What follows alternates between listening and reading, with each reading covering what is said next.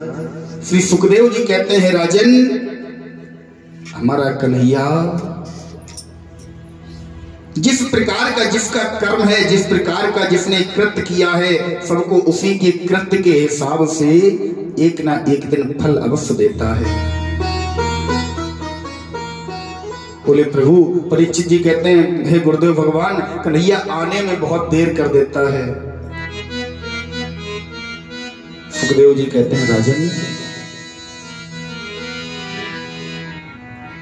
ये देर तो करता है, लेकिन देर क्यों करता है उसका भी एक कारण है।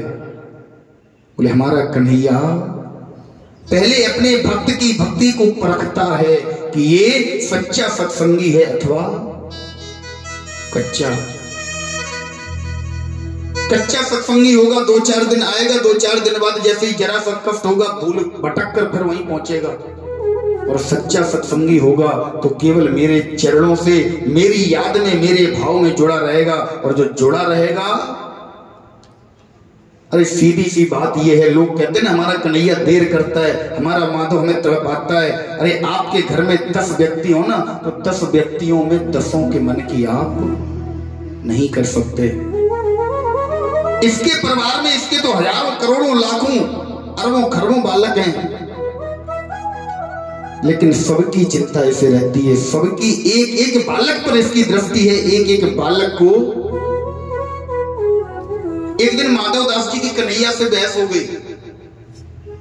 माधव दास जी बोले, कन्हैया मैंने सुना है तू सबको भरपेट, शाम को किसी को खाली पेट नहीं सुलाता।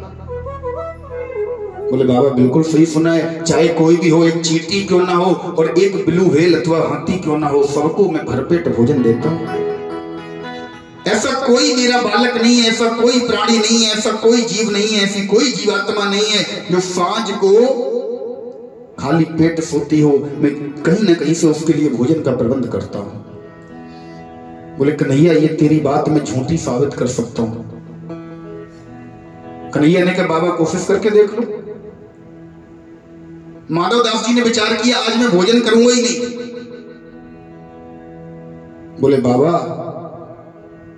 आप भोजन भले ही ना करो, लेकिन फिर भी आप खाली पेट नहीं रहोगे, फिर भी आप भूखे नहीं रहोगे। बोले कन्हैया मैं तेरे पास ही नहीं रहूंगा, मैं दूर भाग जाऊंगा। महाराज माधव दास जी जगन्नाथपुरी मंदिर में सांझ को जल्दी जल्दी आरती करके भाग गए दूर जंगल में, और जंगल में जाकर एक वृक्ष पर चढ़कर बैठ गए। बोले यहां देखें, यहां मुझे कौन खिलाता है। कैसे कन्हैया खिलाता है? सुबह कन्हैया से कहूंगा कन्हैया आज मैं रात भर भूखा रहा। माधव दास जी वृक्ष के ऊपर बैठे थे।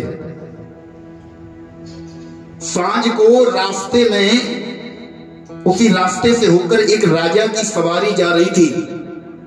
वृक्ष की सुंदर छाया देखी, बोले ये रमणीक स्थान है, सांझ हो गई है, ओस भी नहीं गिरेगी, यहीं बैठकर चलो हम लोग भोजन कर लें। सारे राजा के मंत्री, सारी सेना बैठकर भोजन करने के लिए उसी वृक्ष के नीचे जैसे ही भोजन खोल के रखा, तभी दूर से कुछ घोड़ों की टापें सुनाई दी। एक व्यक्ति बोला महाराज हमें डाकू लग रहे हैं, डकैत आ रहे हैं, डाकू लुटेरे। जैसे ही लुटेरों का नाम सुना, राजा ने भोजन तो वहीं छोड़ दिया, सभी को आदेश दिया, बोले भाग चलो यहां से, लुटेरे आ रहे हैं, पता नहीं कितनी संख्या में हूं, हम सभी को लूट कर ले जाएंगे। भोजन को वहीं पर रखा, छोड़कर राजा भाग गया। जब वो लुटेरे उस वृक्ष के नीचे आए, उन्होंने देखा सुंदर भोजन इतनी ज्यादा संख्या में रखा है। उनमें एक व्यक्ति कुछ ज्यादा समझदार था लुटेरों में, वो बोला हमें लगता है कोई व्यक्ति हमारे लिए यहाँ पर भोजन रखकर गया है, किसी को पता होगा, हम लोग यार हो जाते हैं।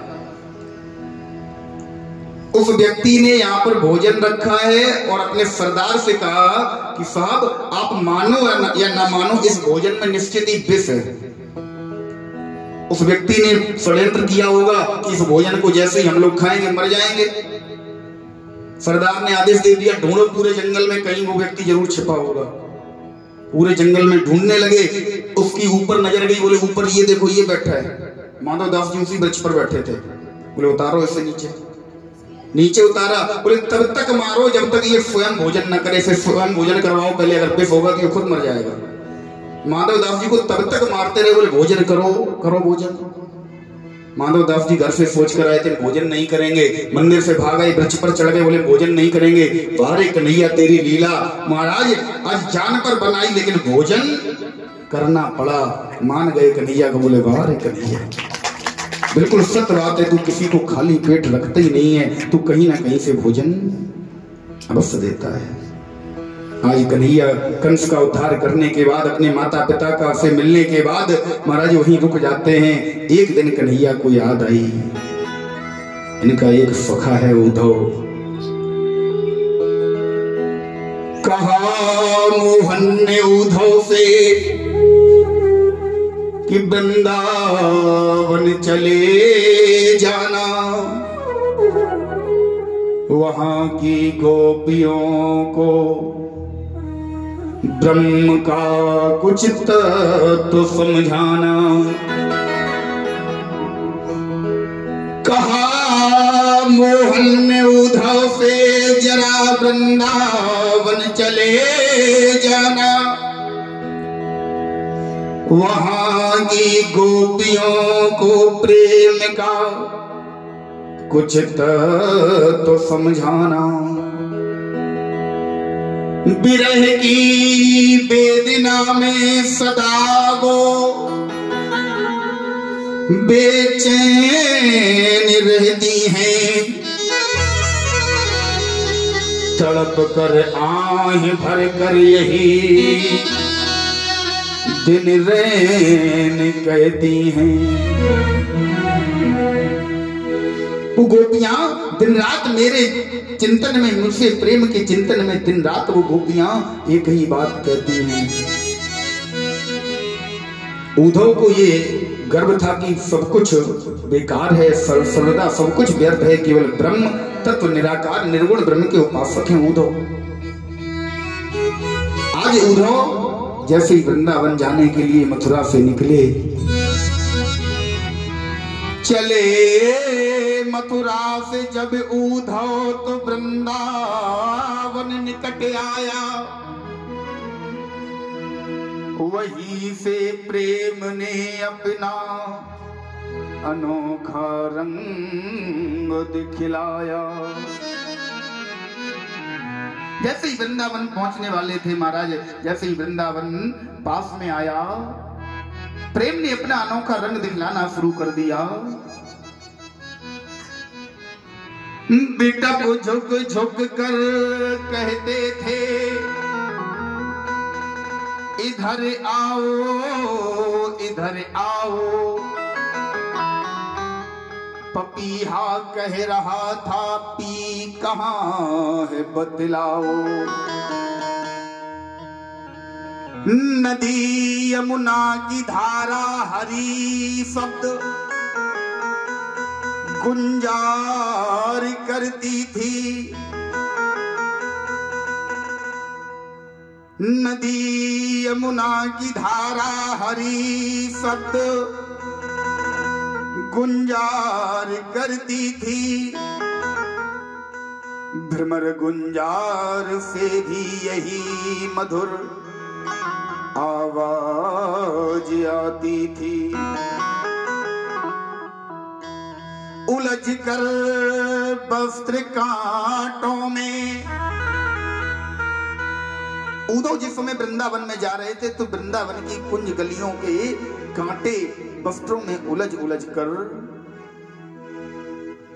कर वस्त्र कांटों में लगे उद्धव को समझाने। उद्धव तुम गोपियों के सामने जा रहे हो, गोपियों को ब्रह्म तत्व का ज्ञान देने जा रहे हो। गोपियां केवल प्रेम को मानती हैं, गोपियां केवल कन्हैया से प्रेम करती हैं। इसलिए उद्धव अभी भी समझ है, अभी भी मेरी बात समझ लो, अभी भी समय है। उलझ कर वस्त्र कांटों में लगे उद्धव को समझाने। तुम्हारा ज्ञान पर्दा फाड़ देंगे ये प्रेम दीवाने। तुम जिस ज्ञान का तत्व लेकर गोपियों के पास जा रहे हो ना, वहां से तुम्हारा ये ज्ञान पर्दा फट जाएगा। वहां कोई ज्ञान नहीं चलता, गोपियां केवल प्रेम बल को मानती हैं। और महाराज यकीन मानिए, जिस समय उद्धव गोपियों के सामने पहुंचे, गोपियों ने एक ही बात कही, बोले हे उद्धव, अरे तुम क्या जानो हमें कौन सी बीमारी है। उद्धव, कोई भी इस दुनिया का वैद, कोई भी वैद हमारी बीमारी को पकड़ नहीं सकता। कितने भी वैदों को लेकर आओ, कितने भी डॉक्टरों को लेकर आओ, और ये अपने जो ज्ञान का तत्व तुम जो हमारे पास लेकर आए हो ना, इस ज्ञान के तत्व को कहीं और जाकर सुनाना। उद्धव, कोई भी ज्योतिषी, कोई भी वैद हमारी इस बीमारी को दूर नहीं कर सकता। बड़ा ही सुंदर भाव गोपियां मानो महाराज उद्धव से कह रही हो, हे उद्धव,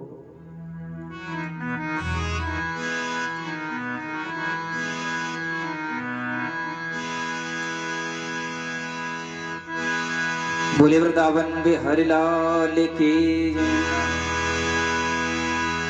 ये तो प्रेम की बात है उद्धव, ये तो प्रेम की बात है उद्धव, बंदगी तेरे बस की नहीं है। ये तो प्रेम की बात है उद्धव, ये तो प्रेम की बात है उद्धव, ये तो प्रेम की बात है उद्धव, बंदगी तेरे बस की नहीं है। ये तो प्रेम की बात है उद्धव, बंदगी तेरे बस की नहीं है। यहाँ सरे देखे होते हैं सौदे, यहाँ सरे देखे होते हैं सौदे, आशिकी इतनी सस्ती नहीं है। यहाँ सरे देखे होते हैं सौदे, आशिकी इतनी सस्ती नहीं है। ये तो प्रेम की बात है उद्धव, ये तो प्रेम की बात है उद्धव, बंदगी तेरे बस की नहीं है। ये तो प्रेम की बात है उद्धव, प्रेम वालों ने कब पूछा, प्रेम वालों ने कब पूछा, उनकी पूजा में सुन ले उद्धव। प्रेम वालों ने कब पूछा, उनकी पूजा में सुन ले उद्धव। प्रेम वालों ने कब पूछा, उनकी पूजा में सुन ले उद्धव। प्रेम वालों ने कब पूछा, उनकी पूजा में सुन ले उद्धव। यहाँ दमे दमे होती है पूजा, यहाँ दमे दमे होती है पूजा, सर झुकाने की फुर्सत नहीं है। दमे होती है पूजा, सर झुकाने की फुर्सत नहीं है। ये तो प्रेम की बात है उद्धव, ये तो प्रेम की बात है उद्धव, वो बंदगी तेरे बस की नहीं है। ये तो प्रेम की बात है उद्धव, जो असल में है मस्ती में डूबे, जो असल में है मस्ती में डूबे, जो असल में है मस्ती में डूबे, उन्हें क्या परवाह जिंदगी की। जो असल में है मस्ती में डूबे, उन्हें क्या परवाह जिंदगी की। जो असल में है मस्ती में डूबे, उन्हें क्या परवाह जिंदगी के। जो असल में है मस्ती में डूबे, उन्हें क्या परवाह जिंदगी की। जो उतरते हैं चढ़ते हैं मस्ते, जो उतरते हैं चढ़ते हैं मस्ते, वो हकीकत में मस्ती नहीं है। जो उतरती है चढ़ती है मस्ती, वो है, ये तो प्रेम की बात है उद्धव, ये तो प्रेम की बात है उद्धव।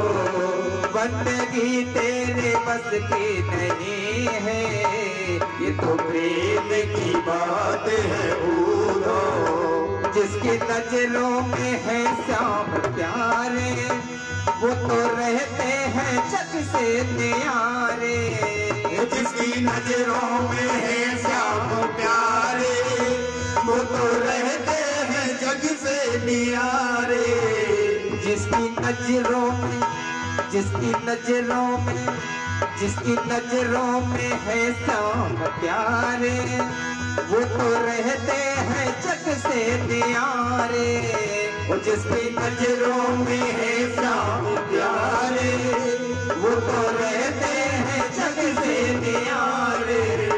जिसकी नजरों में मोहन समाए, जिसकी नजरों में मोहन समाए, वो नजर फिर तरसते नहीं है।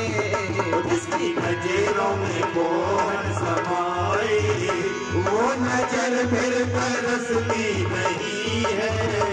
ये तो प्रेम की बात है उद्धव, ये तो प्रेम की बात है उद्धव। बंदगी तेरे बस की नहीं है, ये तो प्रेम की बात है उद्धव, ये तो प्रेम की बात है उद्धव, ये तो प्रेम की बात है उद्धव।